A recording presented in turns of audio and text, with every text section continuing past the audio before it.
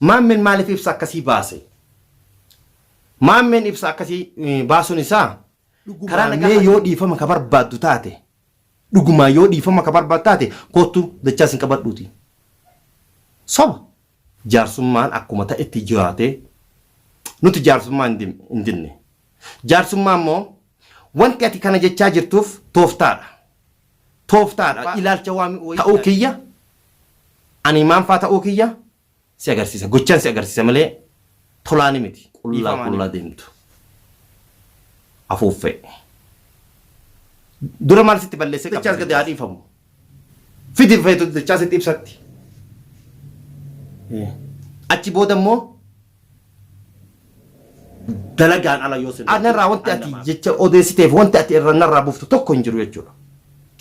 Ani immoo kamuree murteessum sammuu kiyya malee sammuu namaatiin akka kan kee hin deemu jechuudha. Ati sammuu namaatiin ajajamaa jirta. Ati sammuu namaatiin ebalu yoo kana godhi siin jedhe kana waan san gochaa jirta. Asumaan warroonni qubanaa qabaatan namoota adda addaa jala kennee jirra. Dachaas amma nagaa qaba. Ibsaan immoo hin jarjariin. Lubbuun itti dhuftee jirti maammeetti. Bakka seenu dhabee jira maammeen. Kanaaf narraa obsi hin jarjariin. Yoo yaa harka fuunee dhaggeeffattoota fi hordoftoota Abdii Oro arrantana yaada qabadhee isiniif dhufee jira. Yaadni sun maali yoo gahetan ibsa maammeen waa'ee ibsaa irratti baasee fi waa'ee dachaasin wal qabatee jechuudha. Wanti sun maal jechuudha? Maal irra geettan jechuun keessan hin oolamu. Nu gaafachaa jirtanillee warroonni gara keessatii fi gara social media commentitillee yaada keessan nuuf kennaa jirtan galatoomaa isiniin jechuu barbaadeeti asumaan. Kanaaf du'aan keessanii fi dhaabbanni isin nu wajjin dhaabbataa jirtan hedduu baay'ee bareedaa akkasumatti itti nuuf fufaa dhiibbaa hedduu karaa adda addaatiin akka Maammed irratti gootan abdii guddaa qaba jechuudha. Kanaaf ibsa guyyaa kaleessaa Maammeen baasee irratti jechuudha. Ani guyyaa kaleessaa barbaacha adda addaatii irratti osoo hin taa'in karaa seeratii fi karaa adda addaatiin namoota iddoo jiru hundatti naqeeti wanti ani ibsa maqaan kiyya akka hin dhaamneef godheef fakkeenyaaf ibsallee baasee irratti jechuudha. Saniif akka inni odeeffannoo kiyya dhabuuf jechuudha. Walumaa galatti kanaaf afaan koo callisee jechuudha akka dachaas bahu irratti dalagaa jira jechuudha. Kanaaf guyyaa kaleessaa yaada irra ga'e isiniif ibsuu dhabe jechuudha. Saniif Maammeen ol bahee jechuudha muddamiinsa adda addaa hedduu muddamee jechuudha. Maaliif guyyaa kaleessaa teessuma dhoorgine jechuudha. Bakki inni jirutti bakki inni gahutti jechuudha. Teessumna dhoorgine dhugumaan dhugatti jechuudha. Kanaaf saniif ol bahee karaa nagahaati yoo dhuftan isin qeebala jechuu isaa. Garuu asumaan warroonni qubanaa qabaatan namoota adda addaa jala kennee jirra.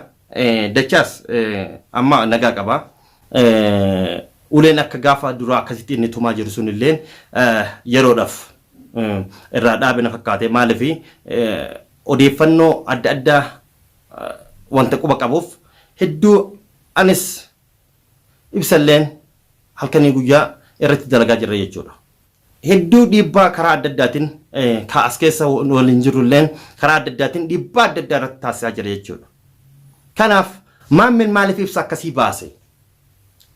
Maammeen ibsa akkasii baasuun isaa karaa nagahaatiin koottaa dhiifama isiniif godhaa jaarsummaadhaan jechi inni jedhe sun dhugaadha moo soba? Seenaa nuti wanti Maammeen kana akkana jedhaa jiruuf qaxxii isa duuban ergama isa namoonni isa duuban isa ergaa jiran guutuu irraa hiinee jirra jechuudha. Kanaaf jechuudha. Durumaa jechuudha wanti inni zarraaf akkasi maali jedhuuf namoota san abdateeti malee wanti inni dachaas hin godhu tokko hin jiru jechuudha. Wanti inni eenyumtuu waa godhu tokko hin jirudha. Hin dhageetta sumaan. Guyyaa kaleessaa Abdulaziz Abdiin jechuudha. Maan faaraa jette. Maan faa ibsaan asiitti naqee oofuudha jette. Hin sobin. Sobde harakaan afaaniin fi karaa adda addaatiin ooftu anarraa wanti ati jecha odeessiteef wanti ati irra narraa buuftu tokko hin jiru jechuudha. Ani immoo kamuree murteessum sammuu kiyya malee sammuu namaatiin akka kan kee hin deemu jechuudha. Ati sammuu namaatiin ajajamaa jirta. Ati sammuu namaatiin ebalu yoo kana godhi siin jedhe kana waan san gochaa jirta jechuudha.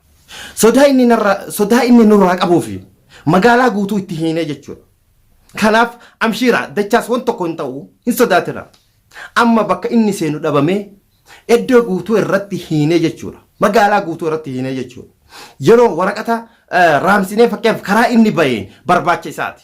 Wanti inni dhiifama jedhuuf dhiifama karaa nagahaatiin dachaas hin gadhiisati karaa nagahaatiin jaarsummaadhaan kootteettuuf sodaatteeti. Kana usitti hima. Ol baatee ani jechuun arrabaaf akka kan keessanii hin dheeradhu. Garuu ati guyyaa san maaliif qabdee har'aan tana karaa dhiifamaatiin karaa maalitiin jaarsummaadhaan jetta. Jaarsummaan akkuma ta'etti jiraatee nuti jaarsummaa hin dinne. Jaarsummaa immoo wanti ati kana jechaa jirtuuf tooftaadha. Tooftaadha ilaalcha wayii yaadde jechuudha. Imaanfaa ta'uu kiyya ani imaanfaa ta'uu kiyya si agarsiisa. Gochaan si agarsiisa malee tolaani miti dhiifamaani miti. Moo xiiqin daa'imarra mi'oofti jette Oromoon xiiqa'ee jira amma. An akka kan kee ol bahee hadiraa olola kijibaan. Karaan sitti hidhamee jennaan bakka baatee galtuu dhabdee jennaan har'aan tana dhiifama karaa nagahaatiin jaarsummaadhaan koottaa jetta. Jaarsummaan immoo hiikaa hin qabu nu biratti ana. Jaarsummaa diduu kooti osoo hin taane gocha itti dalaydetu gocha dalagaa turtetu sammuu keessaa oo'aa jira. Saniif halkanii guyyaa karaa sirratti hidhaa jira jechuudha. Maammeen dachaas hin qabeen karaa adda addaatiin itti marsinee jechuudha. Odeeffannoo adda addaatiin karaa adda addaatiin namoota bakka hundatti jala kennee jechuudha. Akka isa bakka hundatti isa ajeeffatan isa qabuuf naannessaa maaliif isa malee namoonni lamatu harka jira jechuudha maammatiin. Maaliif warroota gaaratii adda addaatiin harka walitti naqatee jechuudha. Maaliif nama miskiina fakkaatee magaalaa keessatti nama affanaa jira jechuudha maammeen. Kanaaf har'aan tana dachaas hin ta'e malee namoota hedduu akka dachaasitti miidhamaa jiru. Saniif maammeen amman tana wanti inni gara dhiifamaa jedhuuf dhugaa miti hin saddaqina. Ani immoo jecha ibsaan jedhullee hin fudhadhu.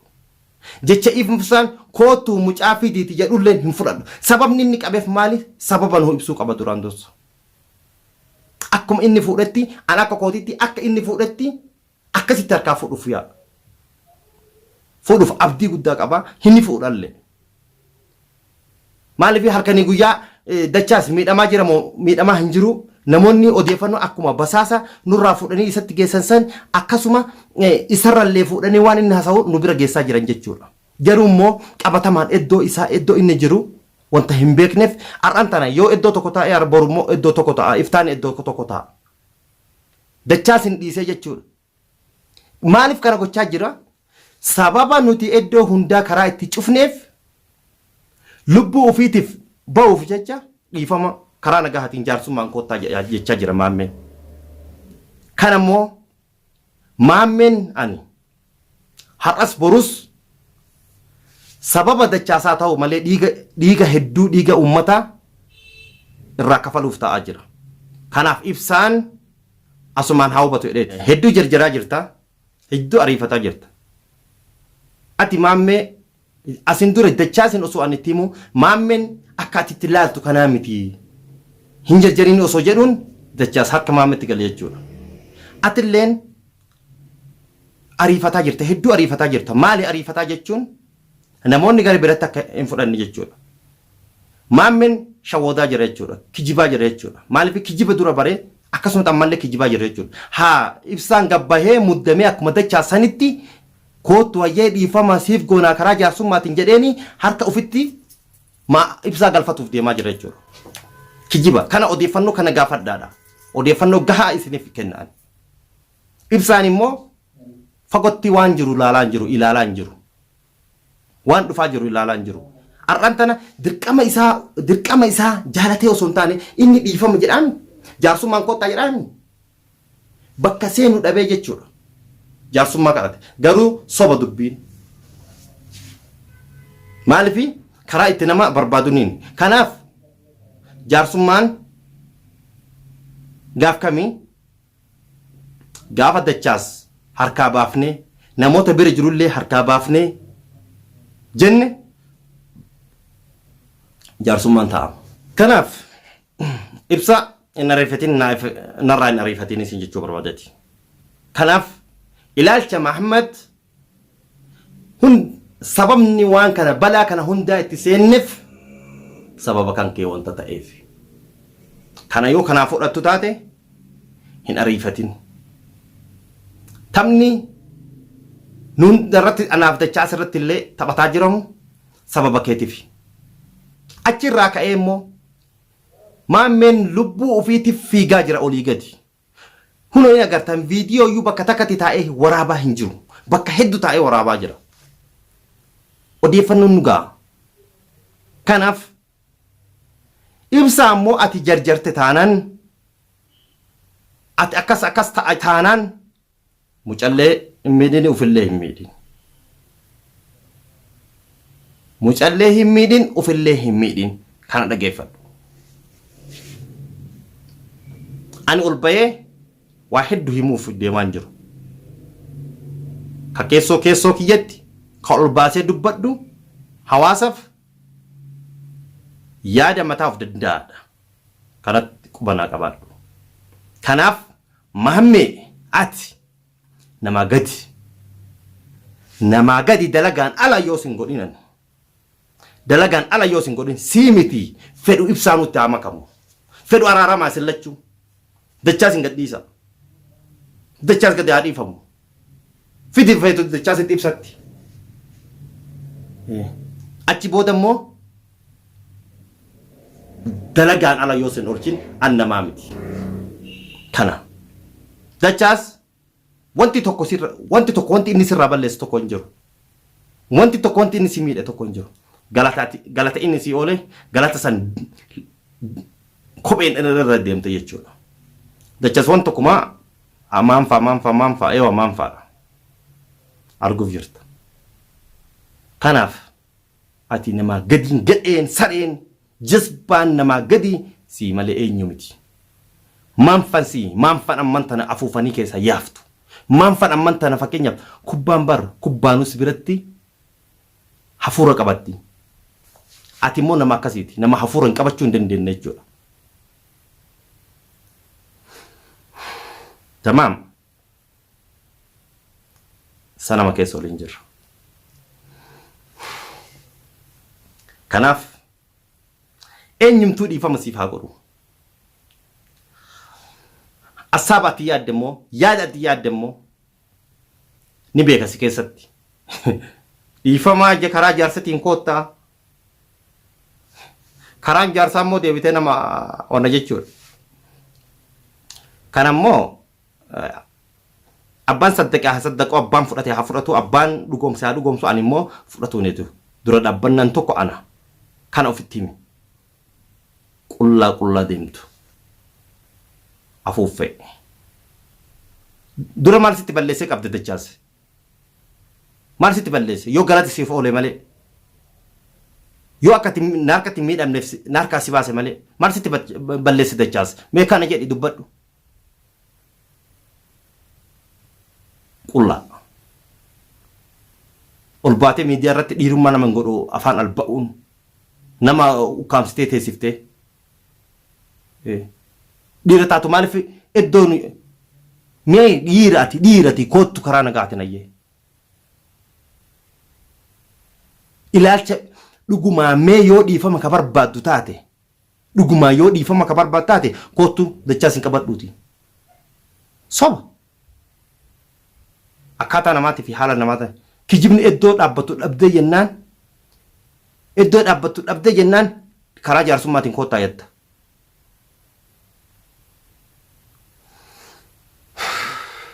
Tamaam. Kana asumatti goora bayaata kiyya.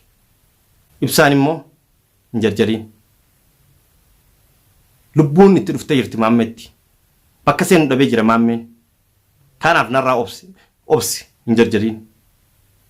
Jechi maammeen amman tana dhiifamaan koottaa karaa jaarsummaatiin koottaa jedhu an gadi nan linqibsamnu kijiba jechuudha. osoo kijiba ta'uu baattee dachaa sin hin qabu jalqabuma jechuudha.